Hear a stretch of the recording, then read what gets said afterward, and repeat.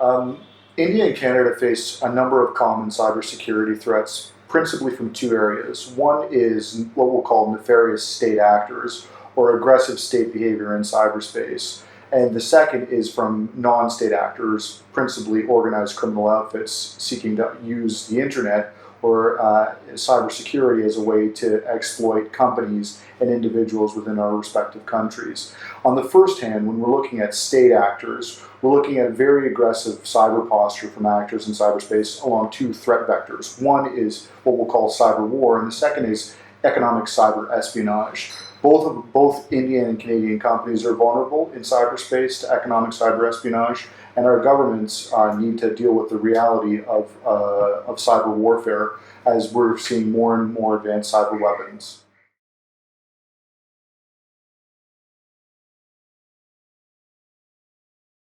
So India and Canada have a range of opportunities to work together in this space. Right now at the United Nations, there are rule-setting exercises being undertaken by something called the Open-Ended Working Group and the UN Group of Governmental Experts. We can work together to try and advance a common set of rules governing cyberspace, both as it relates to the application of international law to cyberspace and things like cyber war, but also to what the costs are and what the penalties are for states that break these types of international rules. And the second area where we can collaborate is combating international cybercrime.